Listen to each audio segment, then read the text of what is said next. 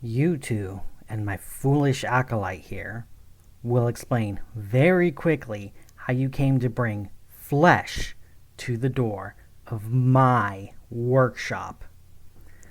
Inventor militant Antonia De Luca's voice was stern, but now that he saw she wasn't going to strike him down immediately, Herman mentally revised his chances of survival sharply upward. "You've got to help me," he wailed. "I can't go back." Lottie stared up at her commander. "You used the F word," she whispered. "I've never heard you say the F word." The hovering guards snickered at this. One raised a hand to their face, trying and failing to disguise snorts of laughter as a cough. The heavy chains extending from their wings to form a circular cage around Herman and Zeke rattled musically. "Wait until you get your wings, kid," quipped a booming voice. "You've never been on a raid with us." "Not now, Philippe." "Apologies, Inventor," the burly guard replied. His lips twitched with suppressed mirth, but his iron wings never wavered. Antonia tilted her head at the young acolyte and blinked expectantly. "That man," Lottie pointed at Zeke, "brought a heretic device to that man's church tent." Her hand moved to indicate Herman. Both men did their best to look helpless and innocent. Sprawled in the grass where the horses had thrown them, they gazed up at the 6 nearly identical expressions of suspicion in varying shades of brown. Herman took advantage of the momentary silence. "My livelihood was destroyed. What will I do now?" "The device belongs to my uncle," Zeke added, nodding at Lottie. "She stole from me. And more importantly," Zeke thought to himself, "from his uncle's firm." "It belongs with us, doesn't it?" Lottie said hesitantly. "To bring into harmony with God's design. That's the operating rule." Antonia sighed. "When we have an active mission, it is. But these...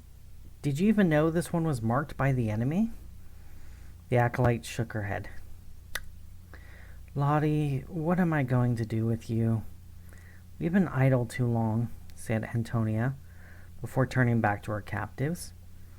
"Tell me your names." "Herman P. Fuller, at your mercy, ma'am." "Hezekiah August Carter, Senior Client and Services Representative, Marshall Carter and Dark." He trudged up a wan smile. "I would give you my card, but I don't wish to give Philip the wrong impression." The inventor stood in thought for a long moment, raising a metal hand to stroke her chin. She turned to the acolyte. "Lottie, run downstairs and fetch me Darius. And a jar. Philip, Flange, and Denise, at ease. Doris, search them." "Yes, ma'am." Lottie grinned and dashed into the moonlit meadow. At the massive circular door in the ground, she leapt straight down, landing somewhere inside with a clang. A flurry of rattles and whickering thunks sounded as the guards rearranged the chains stuck into the grass around the prisoners. One, evidently Doris, shook her wings and folded them back, every chain but one retracting into the iron folds. She hunkered down on one knee next to Zeke, resting a fist in the grass. A single spike wove gently through the air, inches from his face. "Now, I am an easy-going gal," Doris informed him. "You just lay quiet. Hezekiah, right? And don't make any sudden moves. We'll get through this in no time at all." The first thing the inventor looked over was Herman's letter from his mother. It had not even been opened, which lent force to his overly dramatic protestations of woe and innocence. As it turned out, Madame Fuller had tactfully avoided asking the reason for his long absence from his kin, and had desired him to return home at once. Having learned the home address of a group of Sarkites, the Mekhanists intended to mount a military strike against them immediately. Herman practically demanded to help. His eagerness to assassinate his own family appeared, to Zeke's surprise, to be entirely genuine. He was allowed to sit up and awaited events with an abstracted look. The jar, when Lottie arrived with it, was a wheel-thrown pot of oak clay, unglazed. It seemed common, almost crude, until she lifted the lid. The same red sunset glow Zeke had last seen in Mitterling's eyes poured out. Even at this distance, the chilly autumn air grew a little warmer. Alchemical fire, attuned to the ideal temperature for atomizing flesh. You see? The inventor smiled down at Lottie. Sometimes the word is precise and not just vulgar. Understood. Keep that by. We'll need it to dispose of the alteration. Once I've removed it. Yes, ma'am. Despite the intense heat generated by the jar, Lottie seemed content to hold it in her bare hands. Darius proved to be a short, stout, wingless man, introduced further as a scribe, faithful to chalk. His hands and the left side of his head were sheathed in smoothly joined sections of steel plate. An arc light shone from his left temple, although admirably placed to assist the scribe in reviewing documents at the edge of a forest at night. Its beam stabbed into Zeke's eyes each time the other man looked up. After a cursory review of their other possessions, he and Antonia spent some time inspecting the blueprints for the loudspeaker. They peppered Zeke with questions which drew heavily from the arcane dialect of engineers, in which Zeke was, regrettably, not fluent. What was the primary use case of the device? This, from Darius, was the first question that actually made sense. More or less the use to which it was put, Zeke said carefully, to enhance the inclination of customers to look upon a potential purchase with favor. That, he thought, was as far as he could go without placing himself in more peril. If they were willing to return the thing, if they were willing to repair and then return it, he might rescue this trip from disaster. Antonia tapped the folio. This shows some skill with alchemy, although the author's grasp of structural design is poor. Our previous source of alchemist fire has recently relocated elsewhere. My operating orders empower me to acquire resources as best I see fit. She pursed her lips, tilting a shining hand from side to side. The parameters can be somewhat flexible. If he hadn't been sore, damp, flat on his back, and surrounded by Mechanist soldiers with very good aim, Zeke would have leapt for joy.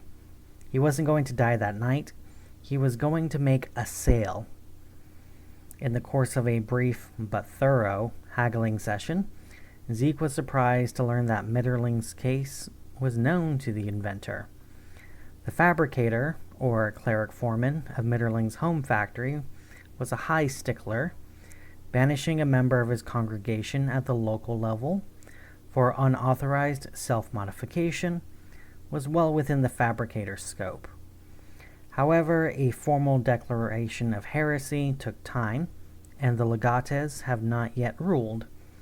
A plea for clemency, or even better, a retroactive approval by the inventor, could potentially halt it before it ever reached a legate's desk, and would thereby gain the old man's considerable alchemical knowledge for Antonia's benefit.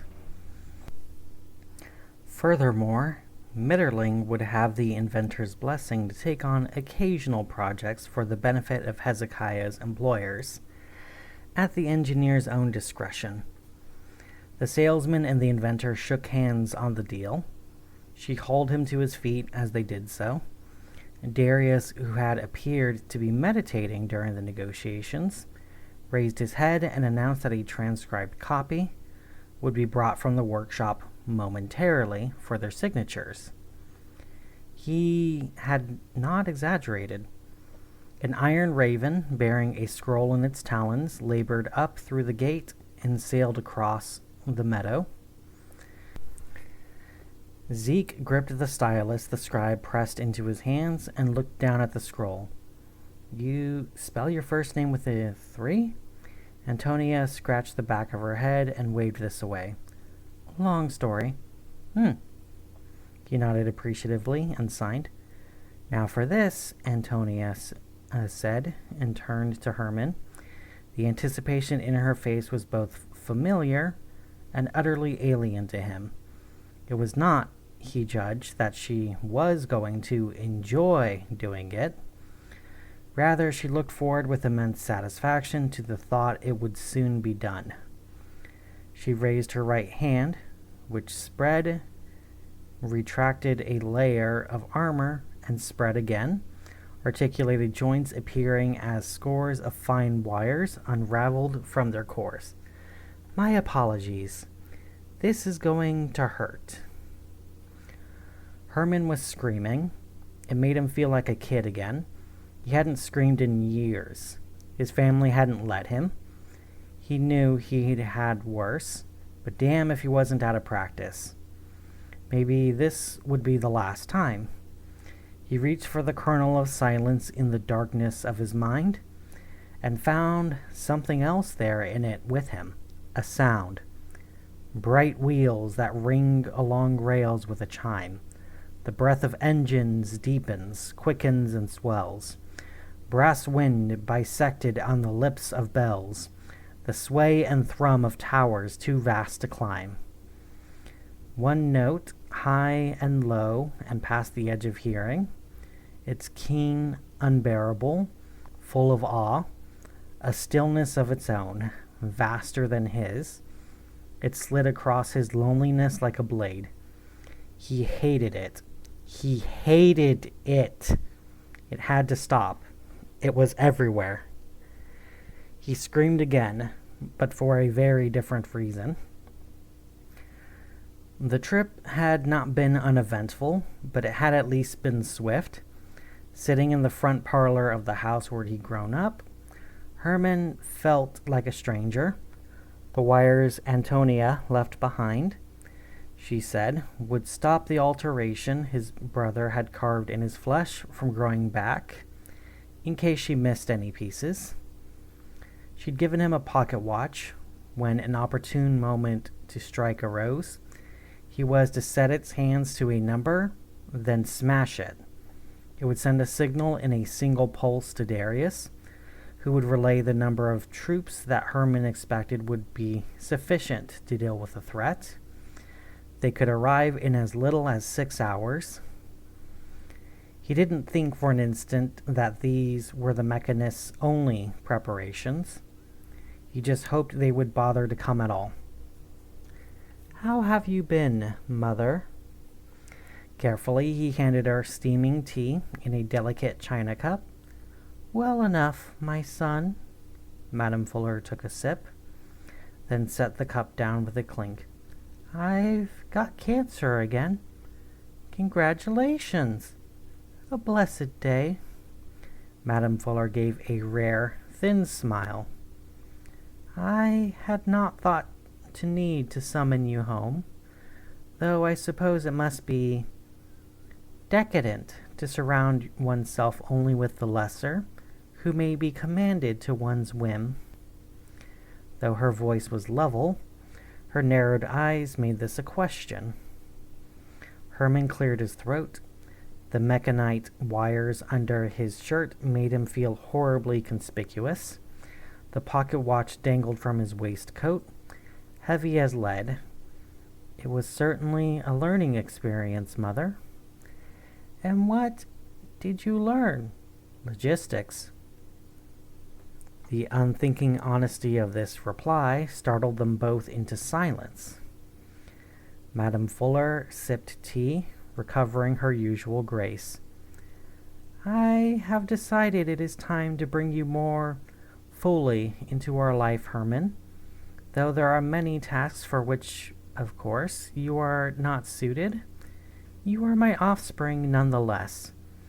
No child of mine can languish on the periphery forever. The words struck him like a blow to his stomach. Most of his life, this was all he had ever wanted. The boy he'd been 2 years ago would have wept with joy to hear Madame Fuller say she had a use for him. Now, when he was committed to revenge, it was too little, too late. Whatever plan she had in mind, he would never be more than a minor player among their ferociously competitive kind. He pictured his own name on a sign, painted 3 feet high, like the ones the revival caravan had put up outside the larger towns. Crowds flocking to see him. She could never give him that, and she would never let him go. I'm speechless, Mother, he said, a little breathless. In all honesty, I had lost hope. Truly, this is a blessed day. Eloquent as ever, my son.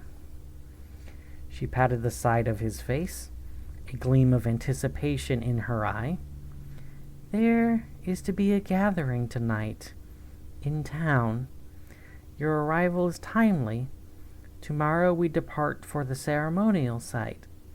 For now we aim to see and be seen. Dress accordingly. He thought of the state of his wardrobe and hoped he hadn't outgrown it all.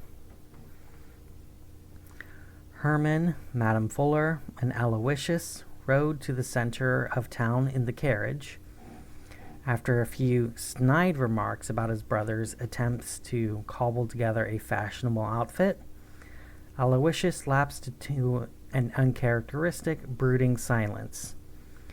Neither was inclined to disturb their mother's meditations. This left Herman to stare out the window at the waxing moon. George was driving. He and his wife Bertha, who had doubled as the cook and as Madame Fuller's maid, had been with the family since the time of the senior Mr. Fuller. Sarah and John had been hired separately, and later, as Madame Fuller judged it needful to have extra help to manage a household of unruly and precocious children. Black people were rare in this part of the country. As far as Herman could figure it, having these 4 in her sway was a deliberate snub by his mother against their distant and increasingly few southern kindred. We have the power to keep what we have, he imagined her saying, and the law of the state of Massachusetts is no obstacle to us. There was something more to that thought, something that nagged at him, but it slipped away as the carriage pulled up to the gates of the mansion. Squinting, Herman could make out a few protective Irma chalked up on the gateposts. These glyphs, derived from the ancient Attitite language, distracted the untrained so that they failed to notice the gate at all, or ignored it as impassable. Madame Fuller had evidently prepared George for this. The carriage proceeded through. Lucretia greeted them warmly at the door, looking radiant as she always did after an extended use of her talents. She turned to Madame Fuller with a shy smile as she led them down a tastefully sumptuous hall. Mother, I hope you'll enjoy what we've done with the place. Katerina wanted a more classic style. She did need my help with some of the centerpieces, but as far as I'm concerned, we really captured the aesthetic. Even her father couldn't find anything worse to say than we took long enough. Their mother gave a small and a small fluid movement of her shoulders. Mr. Jellic would find fault with a river of blood if the temperature was off by 1 degree, she said dryly. Funny you should say so, Lucretia replied, now unabashedly grinning. Other Irma, this time done in reddish-brown calligraphy on vellum, hung on the wall above a modest set of doors. A pair of bland-faced Irish servants swept them open with a bow at the Fuller's approach. Behind the doors, a grand staircase spiraled down into a space larger than the Jellic mansion. Crossing the threshold, Herman felt something different about the space itself. As the clack of a falling rock sends echoes across the width of a lightless cavern, he could feel himself gauging the invisible weight of the room with some new sense that was neither hearing nor sight. It felt subtly unreal, as though it had been made. He had racked his brain for scraps of lore about how such things were done. The room was a circular dome. At the far end, another staircase, identical to the one they were descending, rose into the darkness. Thick gray fog circled to encompass the room instead of the walls. Above the center of the room, a half-sphere glowed soft white with an adamantite sigil Herman read as Triumph, etched in red across its face. Lucretia described points of interest as they came into view, her voice tight with excitement. Suspended from the ceiling with artful randomness, people splayed like beached starfish, their intestines garlanded from one to the next. These dripped steadily, softly, atomizing into fine red mist above the heads of the partygoers. What appeared from a distance to be plush, if somewhat lumpy furniture, resolved on closer inspection into more distorted human bodies. There were people everywhere, distended into long sofas, bent and flattened into occasional tables, or near skeletal groupings of high-backed chairs. Guests in their most expensive finery sat in small conversational groups or drifted languidly around the room.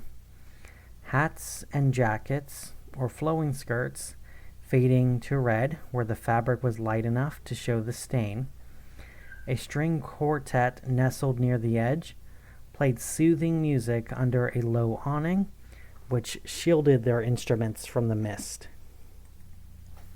In the center, 6 unlucky souls were contorted into a circular buffet, various delicacies heaped at intervals along its surface.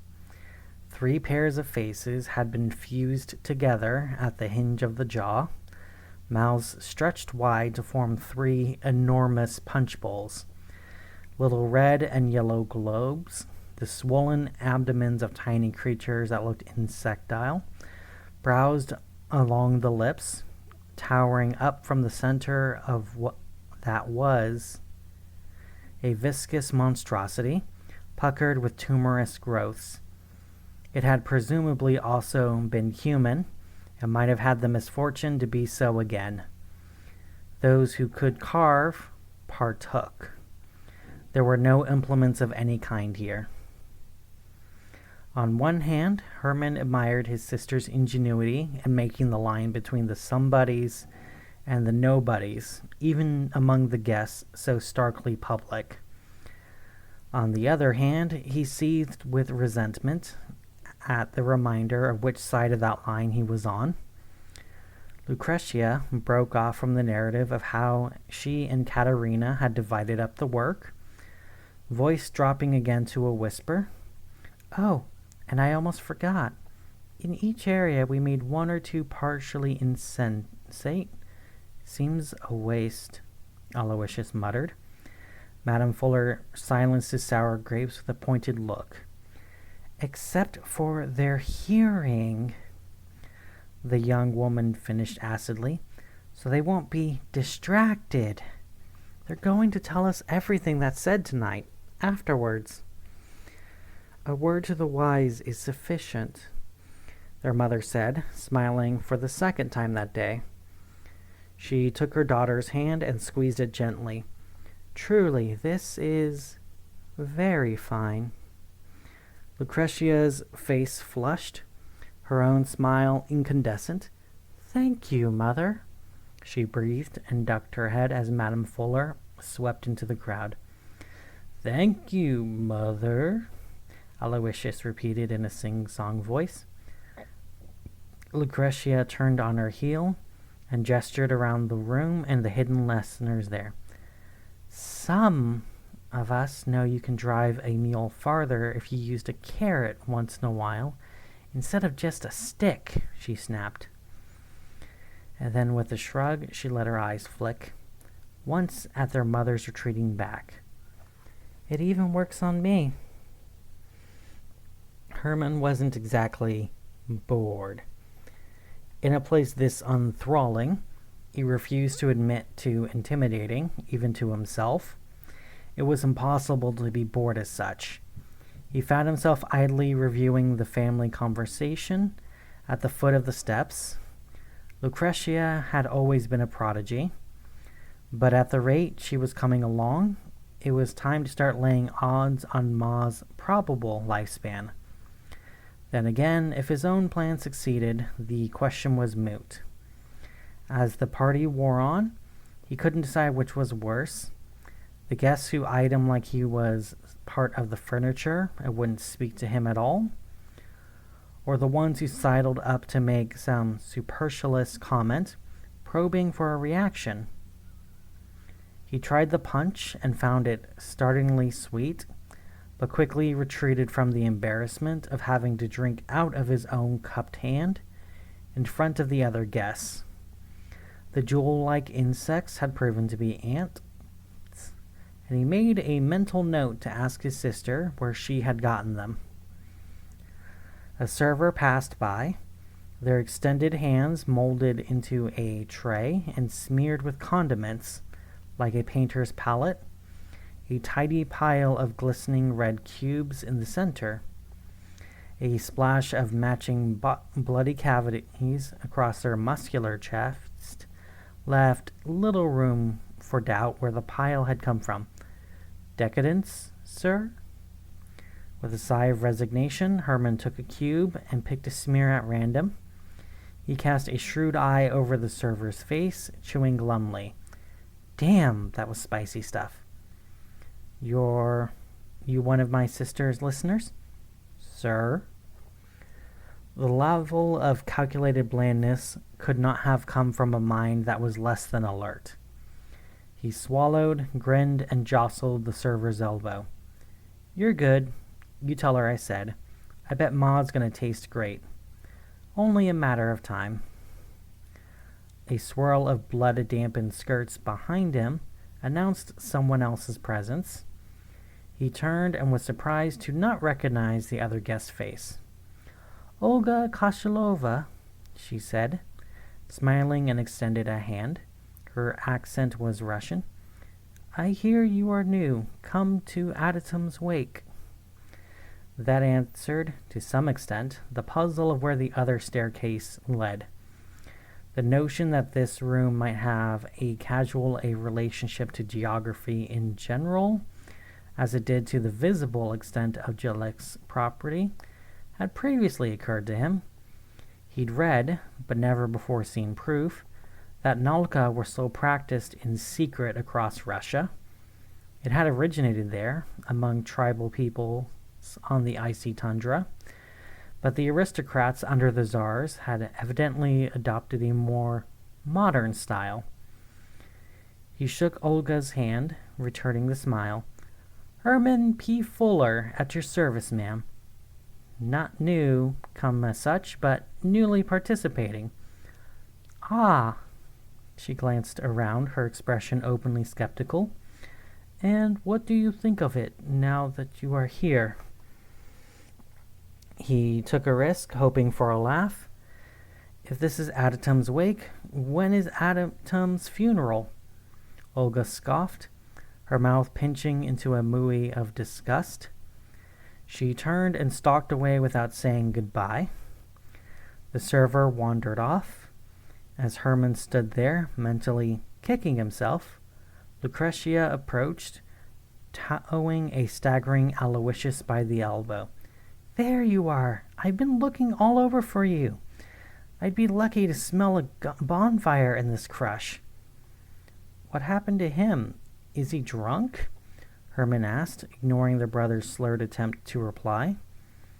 At the level of fleshcraft at which his siblings operated, it shouldn't be possible for a person to get drunk unless they deliberately allowed it, which made this circumstance all the more fascinating. "It was the ants," Lucretia said, glowering at Aloysius. "He ate too many red ones. I told him we got them from a friend of Mother's from elsewhere. Even I needed time to get used to the difference. And he had 7. She waved her free hand in the air, fingers curling into a fist. "What do they do?" Elsewhere was apparently as distant from Russia as it was from Massachusetts. He filed this tidbit away for later study. "The ruby ants enhance sensation," Lucretia recited, rolling her eyes. She'd apparently delivered this speech from a number of times that night. "The citrine sharpened the memory and enhanced cognition. One will wish to appreciate a delicacy of this nature in moderation," she finished with a growl. Herman had to bite his lip and turn away to keep from roaring with laughter, and he thought he had embarrassed his sister in ways he'd soon deeply regret. "Get him out of here, Herman. Take the courage. Katerina will send Mother and I and one of her fathers. Go!" George allowed himself a single wary look at the Fuller's brothers as they approached, but helped Aloysius up into the carriage without comment. Herman briefly considered sitting outside, then decided he might need to point his brother's head out of the window sometime before they get home. He just hoped there wouldn't be any chunks of what might be identifiable the next morning as human body parts. "It's ironic," Aloysius mumbled, his customary vicious hot air less impressive in his dishevelment. "Tent preacher tent, one fell swoop. Mother's a genius." "What are you talking about?" Dread lifted the small hairs at the back of his neck. "Can't be a proper order without a Kirak. Show 'em we mean business." Aloysius paused, stifling a monstrous belt. "You're the fucking history buff." His brother began to snore. The carriage seemed to spin around Herman, his mind coated in a layer of ice. In the ancient days, when the faith was ruled by superstition, a cultist might make themselves into a Kirak, an enormous living temple grown from the body of a single person, nobly sacrificing their own humanity and individuality, or so it was written, to create a place of safety for their kin. But modern practitioners thought differently. Those with the greatest power ruled and turned the lesser to their service. That was the natural order. That was why Mother had needed a spare. He spent the rest of the ride home in silence, trying not to panic.